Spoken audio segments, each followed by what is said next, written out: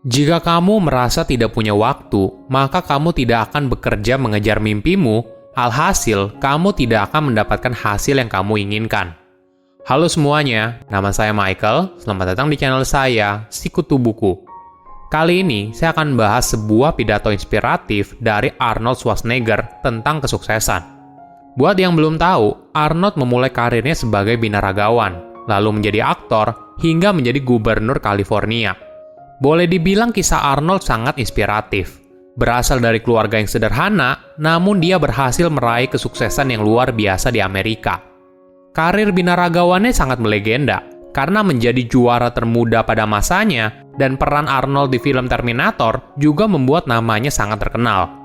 Sebelum kita mulai, buat kalian yang mau support channel ini agar terus berkarya, caranya gampang banget. Kalian cukup klik subscribe dan nyalakan loncengnya. Dukungan kalian membantu banget supaya kita bisa rutin posting dan bersama-sama belajar di channel ini. Arnold Schwarzenegger lahir di Austria pada tahun 1947. Bagi dia, ada beberapa aturan dasar yang dapat membantu seseorang untuk sukses. Aturan pertama adalah kamu harus punya visi. Jika kamu tidak punya visi kemana kamu ingin melangkah atau kamu tidak punya tujuan, maka kamu akan terombang-ambing dan tidak akan kemanapun. Saat Arnold kecil, setelah Perang Dunia Kedua, dia merasa beruntung karena dia tahu apa visi hidupnya. Arnold tidak begitu menyukai Austria. Dia tidak ingin menjadi petani atau pekerja pabrik. Walaupun orang tuanya ingin agar dia bisa tinggal di Austria dan memiliki kehidupan normal di sana, namun itu adalah visi orang tuanya, bukan visi dirinya sendiri. Arnold merasa dirinya lebih dari sekedar visi orang tuanya dan bermimpi untuk meraih sebuah hal yang besar dalam hidup. Ketika usianya 11 tahun, dia menonton film dokumenter tentang Amerika. Arnold sangat terkesima atas bangunan pencakar langit yang tinggi, jembatan yang besar, dan semua hal yang tentunya sangat berbeda dengan tempat dia tinggal. Sejak saat itu, Arnold bertekad untuk pergi ke Amerika dan tidak ingin menjalani kehidupan sebagai petani. Setelah pulang sekolah, Arnold pergi ke sebuah toko dan melihat sekeliling. Di sana, ada sebuah majalah berisi tentang seorang binaragawan pemenang kontes Mr. Universe 3 kali berturut-turut. Bukan hanya menang kontes, tapi binaragawan itu juga seringkali Arnold lihat wajahnya di layar lebar. Ini merupakan visi hidupnya Arnold. Dia ingin menjadi binaragawan itu, memenangkan kontes, menjadi aktor film, dan menjadi jutawan. Mungkin banyak orang hidup tanpa tahu apa yang mereka inginkan. Tapi sejak kecil, Arnold memiliki kejelasan kemana arah yang ingin diraih dalam hidup. Ketika kamu punya visi yang jelas, kamu jadi tahu apa yang harus kamu lakukan. Contohnya begini, ketika orang lain melihat Arnold berlatih tempat gym dengan begitu keras, 5 hingga 6 jam sehari, mereka pun bingung kenapa Arnold bekerja sekeras itu. Dia pun menjawab kalau dirinya ingin memenangkan kontes Mr. Universe. Jadi, setiap kali Arnold berlatih, itu adalah caranya mendekatkan diri kepada tujuan yang diinginkan. Latihan di tempat gym tidaklah menjadi sesuatu yang melelahkan, karena setiap repetisi angkatan beban yang dilakukan mendekatkan Arnold pada visi yang ingin dicapai dalam hidup. Dia berusaha sekeras mungkin hingga akhirnya visi yang dibayangkan menjadi kenyataan setelah Arnold menjadi juara Mr. Universe termuda saat usianya 20 tahun. Setelah kamu punya visi yang kuat, maka kamu perlu melakukan visualisasi tujuan yang ingin kamu capai. Arnold menjelaskan, 74% orang Amerika benci pekerjaan mereka. Persentase ini tidak jauh berbeda dengan tempat yang lain, misalnya di Eropa. Mayoritas orang tidak menyukai pekerjaan mereka karena mereka tidak tahu apa tujuan hidupnya dan hanya mengikuti arus saja. Beda halnya ketika kamu menikmati apa yang kamu kerjakan. Misalnya seperti ini. Ketika terjun ke dunia politik, Arnold punya gambaran yang jelas apa yang diinginkan. Dia ingin menjadi pemimpin di California.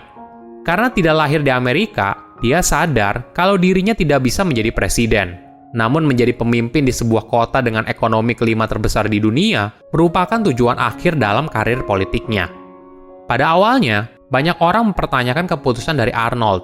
Mereka merasa, kenapa dia tidak mencoba untuk mencalonkan diri di negara bagian yang lebih kecil dulu agar potensi menangnya lebih besar? Namun, Arnold tidak melakukannya. Dia punya visi yang jelas apa yang dia inginkan dan akhirnya menjadi gubernur California. Aturan kedua yaitu jangan terlalu banyak dengarkan orang lain. Setiap kali Arnold punya tujuan yang besar, pasti banyak orang yang menentang. Mereka merasa mimpinya terlalu muluk, mustahil dicapai, dan berbeda dengan kebanyakan orang.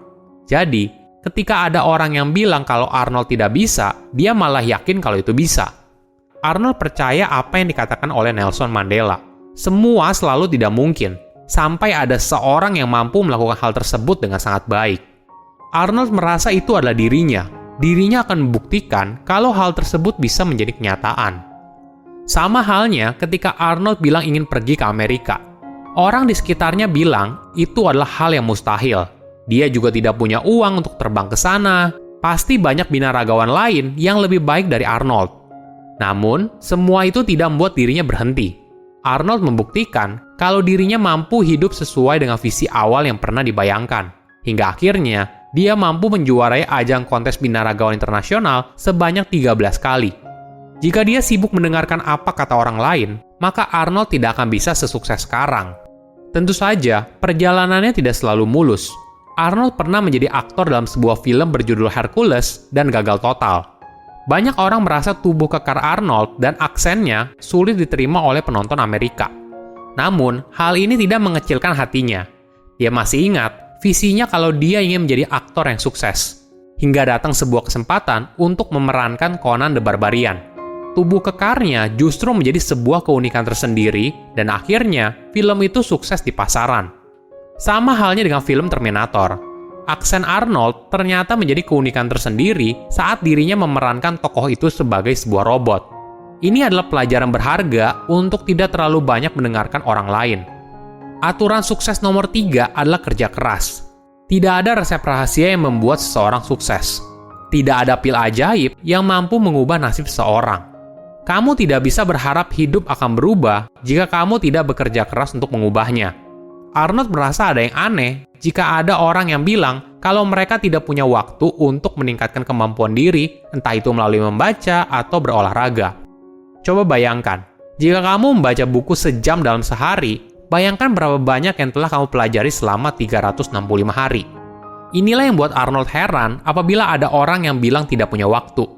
Misalnya begini, kamu tidur 8 jam sehari, maka kamu masih punya 18 jam. Lalu, kamu menghabiskan waktu untuk bekerja selama 8 hingga 10 jam. Kemudian, 2 jam lagi kamu habiskan untuk pergi dan pulang ke kantor. Kamu masih punya 6 jam yang bisa kamu pergunakan untuk mencapai mimpi yang kamu inginkan. Arnold mencontohkan dirinya sendiri. Ketika dia pertama kali ke Amerika, Arnold membagi waktu untuk mengerjakan beberapa hal yang penting. Mulai dari kuliah, bekerja, dan berlatih ke tempat gym.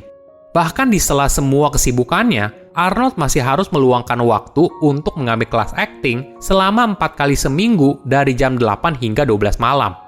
Arnold berusaha menggunakan waktunya yang berharga dengan sebaik mungkin.